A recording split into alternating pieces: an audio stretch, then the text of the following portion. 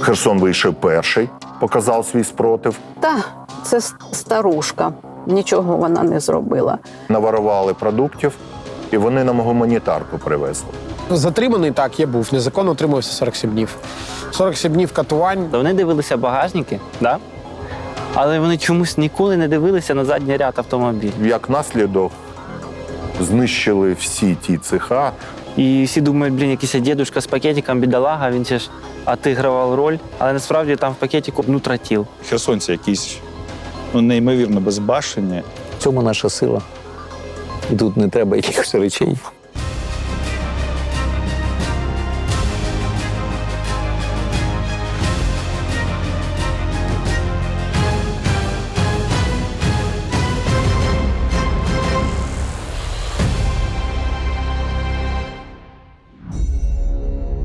Минуло 3 місяці, відколи ЗСУ звільнили Херсон.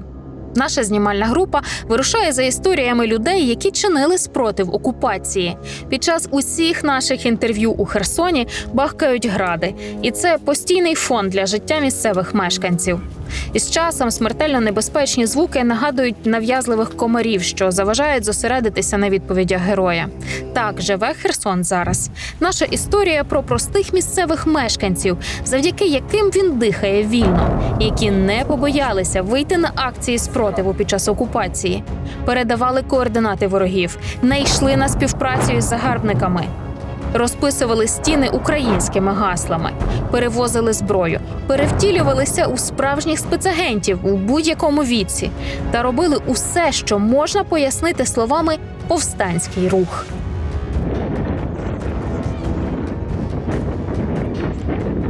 Насправді Херсон без бою не здавав ніхто, тому що тут якби було Херсонське ТРО, яке я вступив разом із своїми друзями в перші години війни.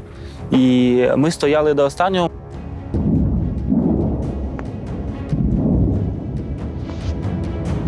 Насправді досвіду було жодного. Як перший мій бій був на Антонівському мосту. Це було дуже страшно. Мені було дуже страшно.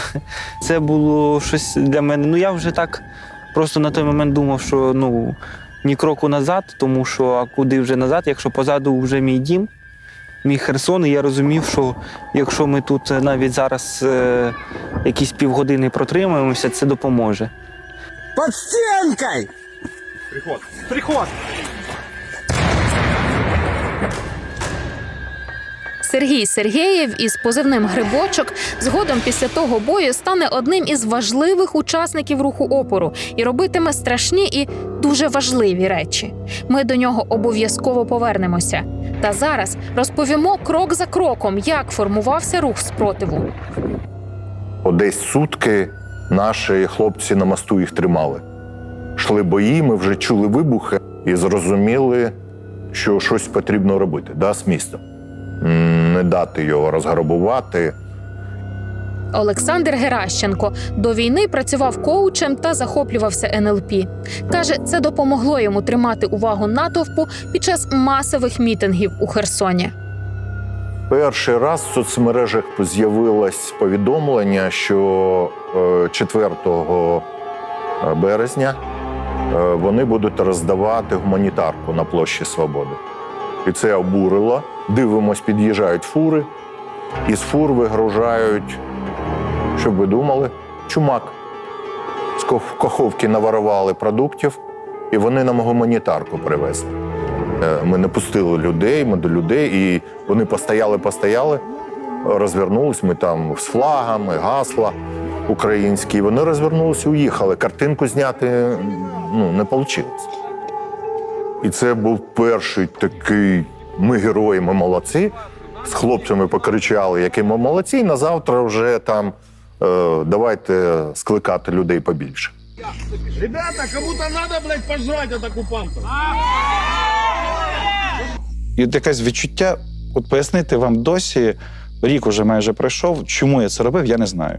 Олександр сказав, що завтра ми збираємося на 10 годину, і я вийшов в етер.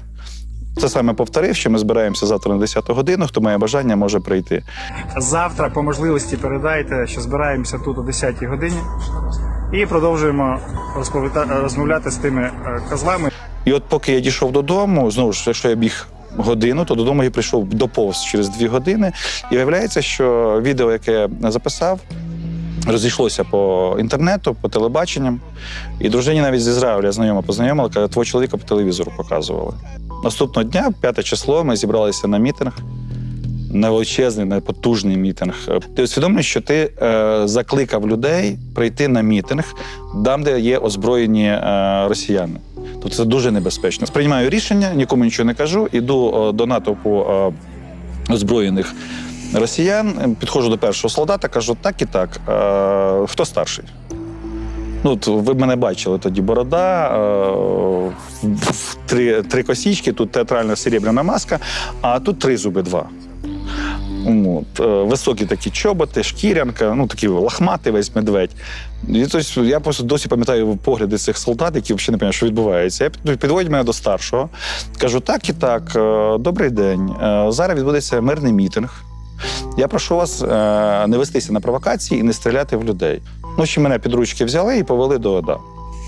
І поки був перший допит, і оцей момент, коли ти сидиш в кімнаті, тебе там звинувачують в тому, що ти працюєш на СБУ, що ніяких мітингів не буде, що тебе зараз на підвал затягнуть. А на вулиці наростає гул, от як море. От Херсон для мене – це море. От уявіть собі, ти сидиш і чуєш на вулиці, у тебе за вікном море за шторами. І тоді, коли почалися перші постріли вгору, коли натовп вже почав шаленіти, мене взяли за барки і викинули, щоб я, типу, як організатор, мав наводити порядок. Ми самі росіяни там почали вихоплювати людей з толпи і бити. І тоді вже народ не витримав і хлинув назустріч військовим. Ті почали стріляти, поранили одного хлопця. Люди через паркани побігли на військових. І військові дуже іспугалися. Я через балаклави по очам бачив, там страх такий був животний просто. І ми думали, по-перше, організатори, що, щоб не постраждали люди. І я до військового підійшов і кажу, ти розумієш, що така кількість людей, коли на вас побіжить, ти піврожка не вистріляєш, не встигнеш, вас порвуть. Він махнув, говорить, я розумію. Я говорю, давай домовимось, відведи людей метрів на 10, щоб я людям якось пояснив, щоб вони до пам'ятника відійшли, щоб не було столкновення, тобто ніхто не постраждав. І він добре. Десь майже 1,5 години відбувався мітинг, але люди все шаленіли, злилися, пішла агресія. І вже дуже важко було стримувати натовп. Було прийнято рішення, що людей треба відводити, тому що ви зарахуйте, що стоять ці росіяни, вони теж нервують, у них автомати в руках. І тоді я заліз на стелу і запропонував зробити ходу єдності до вічного вогню. Я пропоную зробити ходу єдності до пам'ятника слави до вічного вогню. Я був дуже вражений, коли вийшла така кількість людей. Наші жіночки такі яркі, прекрасні, бойові. І як місто відстоювало себе. Українців не треба організовувати, тим більше херсонців. Тобто кожного дня з'являвся якийсь новий лідер, який збирав людей, який був з мегафоном. Потім через декілька днів ця людина зникала, і з'явилась інша. Вони залишили свій страх вдома і виходили відстоювати своє місто. І відстоювати зовсім всю Україну. Бо Херсон вийшов перший, показав свій спротив. 13-го довелось мені бачити, як зіткнулася техніка зеток з натовпом людей нескінченно, тому що цей натовп був ще більше, ніж 5 числа. І є відео, як несуть український прапор, і коли люди просачуються через ці машини, орки перелякані, починають стріляти вгору, але це знову ж таки людей ще більше роззадорює, ще більше агресії викликає. Я тоді усвідомив, що не то, що українці, херсонці якісь неймовірно безбашені, і вони саме українці. Оце було дуже таке відчуття неймовірної єдності, хоч це єдиний організм йде до вічного вогню.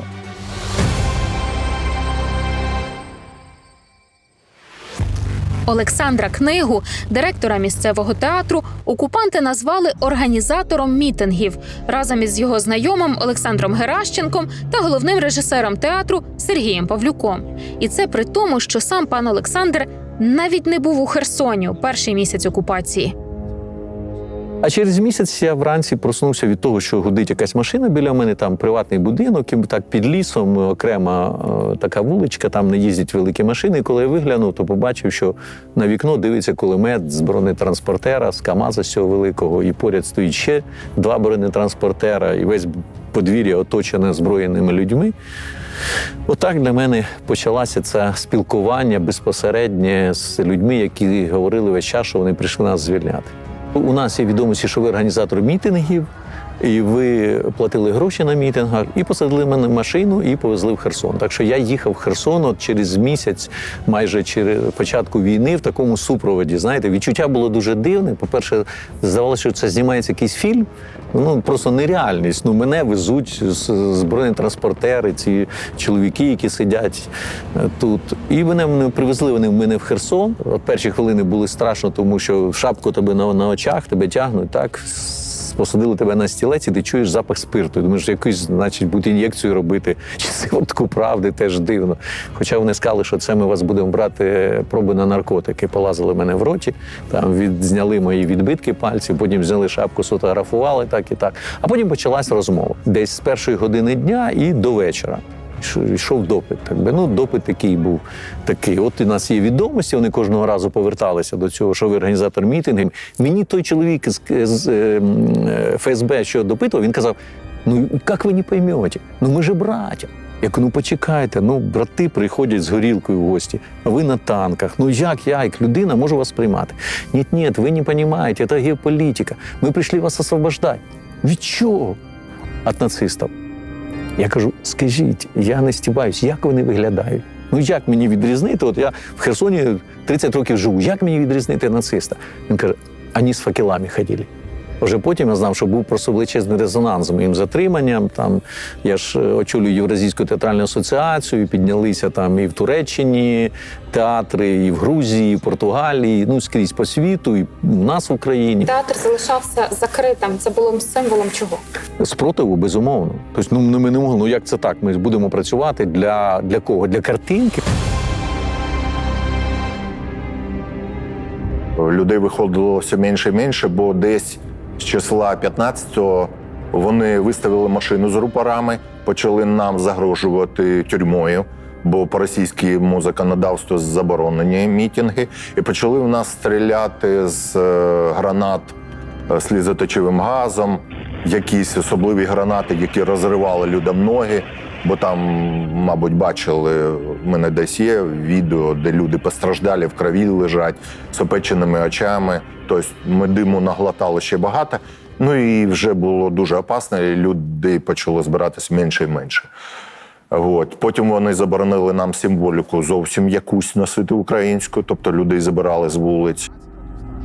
Тоді опору довелося перейти у підпілля. Андрій Андрющенко, якого потім кликатимуть художник, був серед тих, кого окупанти назвали націоналістом за іграшковий автомат.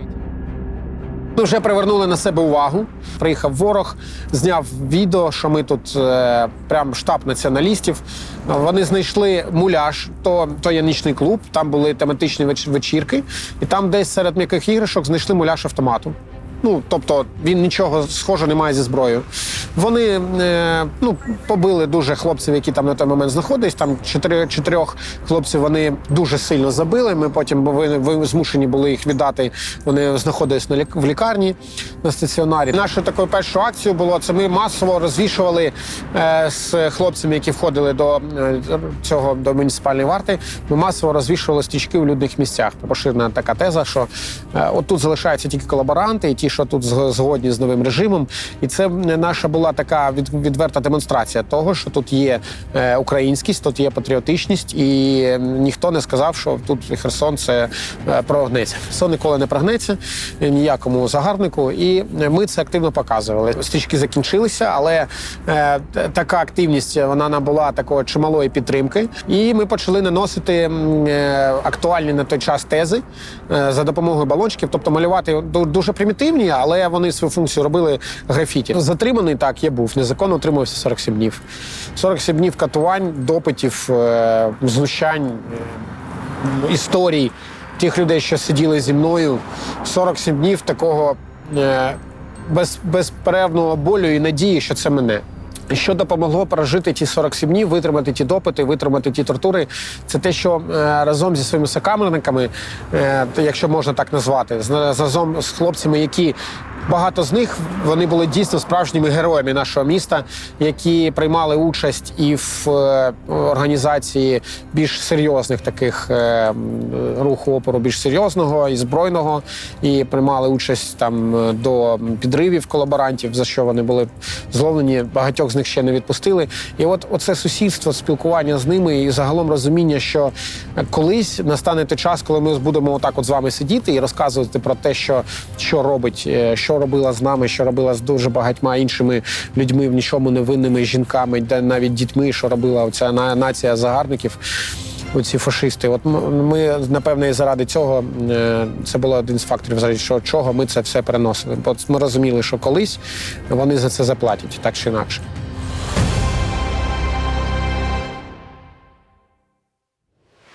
Одна із груп активістів, до якої входили Євген та Сергій, якраз допомагала відплачувати окупантам тут і зараз.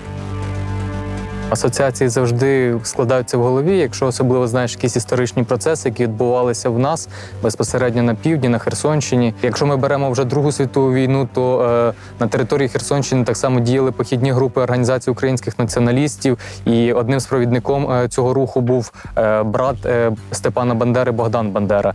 І коли нам говорять, що це більше герой Західної України, то це неправда, тому що, в принципі, в нас герої одні і Україна одна. В той момент, коли це не було зорганізовано централізовано, це було більш безпечно для людей, які цим займалися. Тому що якби, наприклад, всі ми один одного знали, і були випадки, коли людей, які були з нами знайомі, їх забирали на підвал, їх забирали в катівні.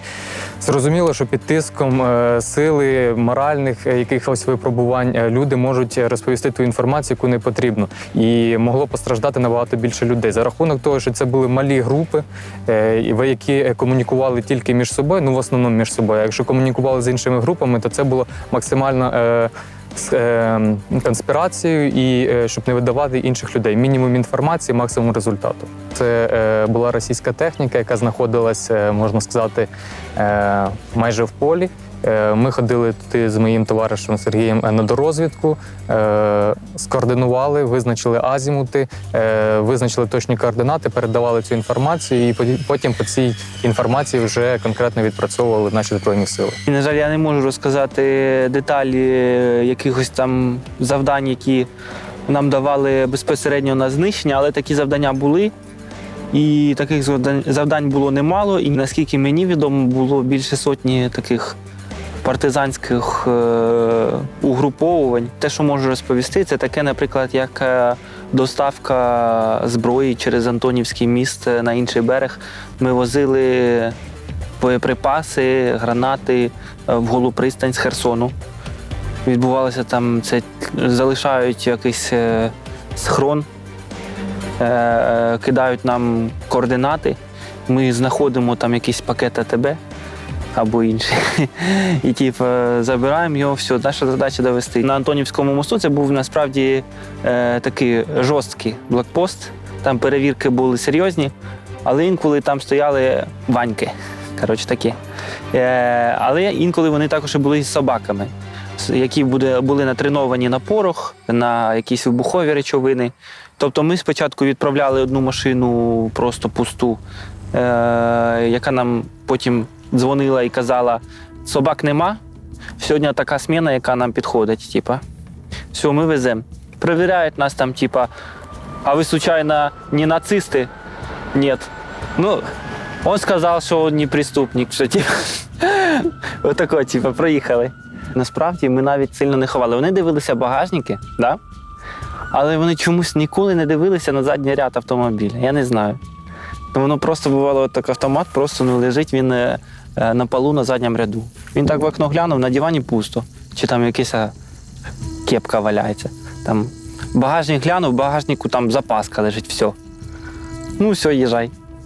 А воно просто на полу ззаді в машині. Типу. Вони навіть так, якісь неуважні такі були. Та вони халатно відносилися. Ти бачиш, що десь хтось спочатку співпрацював, оця кафешка співпрацювала, наприклад, з колаборантами. З росіянами були колаборантами, а наступного дня ця кафешка вже не працює чомусь. То люди надихалися, вірили. Бувало таке, що колаборанта якогось ми там на вулиці, там він іде, щось гуляє, думає, все хорошо. Під руки його трохи в сторону, мішок на голову, далі приїжджають наші спеці в машину, вивозять його і в тюрму. Тобто ніхто його не вбивав. Або він потрібен як свідок, наприклад, або він потрібен, щоб щось розповів. В нашій такій міні-бригаді було я зі своїм другом 20 плюс до 25. Наш друг, якому було 47 на той момент, ну, зараз вже на рік більше, і з нами був дід, так ми його називали дід, то йому 58. Ну, він нас, звісно, виручав багато, тому що просто одягався як типовий пенсіонер. І брав якийсь там пакетик, і всі думають, якийсь дідусь з пакетиком, бідолага, він ж отігрував роль, так скажемо. Але насправді там в пакетику могла бути вибухові всякі там нутротіл, наприклад. Його просто треба було кудись положити. Їде дід з пакетиком, ніхто не думає навіть. Такі агенти були й у групі Сергія Гращенка, який майже весь час окупації був у Херсоні і активно розбудовував повстанську мережу. Я колись сільхозгосподарством займався, закупав зернову продукцію по селам. І в мене багато телефонів осталось, зв'язків. І я людям телефонував, дайте координати, дайте, де знаходяться, скільки їх, яка техніка заїжджає. І багато фоток, багато інформації. Молочниці нам привозили молоко. Я в них вивідував, де стоять пушки, в яких посадках, показували, де що. І я одразу сообщав. Це вже робота, це вже такий долг. А що ми можемо? Тільки так. Класична партизанська робота. Так. З агентурною мережею. Так, з агентурною мережею. Можу там назвати якісь об'єкти, там як завод Петровського. Ми дуже багато висліджували, бо там стояли системи ПВО і били по Миколаєву. І ми ще вираховували кожний снаряд, який вилітає, по звуку определяли, що вилітає і де вони прячуться. Їздили, видивлялись, як вони заїжджають, коли боєприпаси заїжджають. Тобто люди, які жили рядом, знаходили знайомих через знайомих, які живуть, які з балконів можуть бачити і вдень, і вночі. І повідомляли, і ми повідомляли нашій артилерії. І як наслідок знищили всі ті цеха, де стояла та техніка, була по Миколаєву. У мене були бабусі, такі, цікаві жіночки, деякі з собачками, деякі там переодягались. Вони так серйозно до цього відносились, бо хлопцям молодим дуже небезпечно було біля цих домів. Там, де були керівництво колаборантів, там і охорона військових була. А людей дуже мало, і дуже це помітно було. То я просив таких літніх жіночок, вони допомагали. Це героїні самі.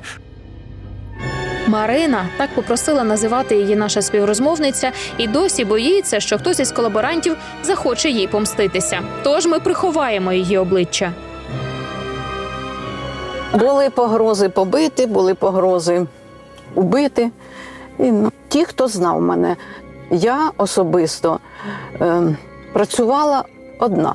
У мене були райони, де я обходила жовто-блакитні стрічки. Це моє завдання було по двох районах. Кожного ранку я виходила рано. Я знала, коли у них зміна, і вони не так часто їздять по вулицям.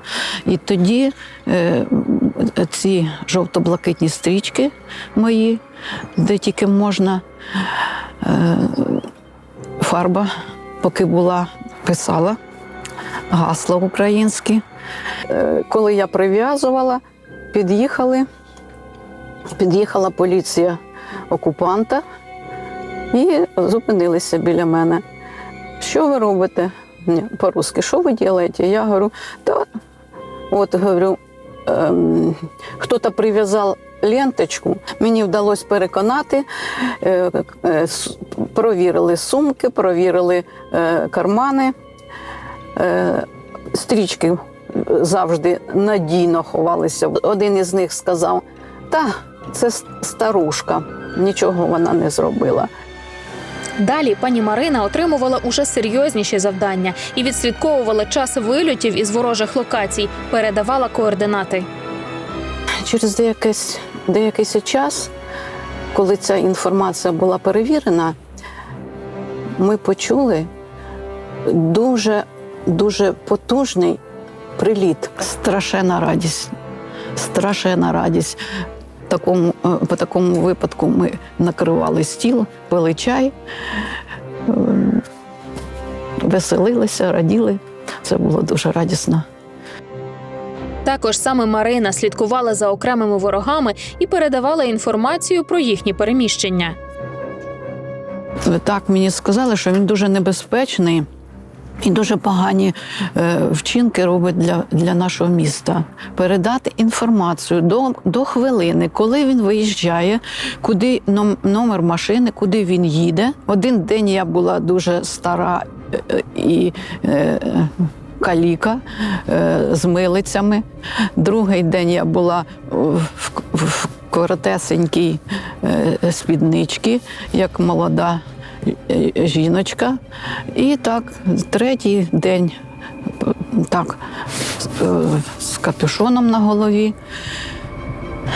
І треба було сидіти і в кущах, там кущі здорові, і на мосту там було багато таких підривів машин, то так планувалося, що ця людина теж буде знешкоджена. Перший раз, коли я пішла на завдання, якось, знаєте, в такі важкі хвилини, мабуть, мобілізуєш себе і знаходиш в собі щось таке, що раніше не було такого. Тоді я прийшла і кажу хлопцям, ви знаєте, мабуть, щось у мене пропало від артистки. Пані Марина попросила привезти їй книжок українською. Зараз у Херсоні їх мало. Каже, що нікуди не поїде з міста, хоч і має куди і до кого. Ні жодного разу я не думала виїжджати з Херсону, хоча є куди виїхати, і запрошення є. Але я в цьому місті живу дуже давно, я його люблю. Та й патріот я України.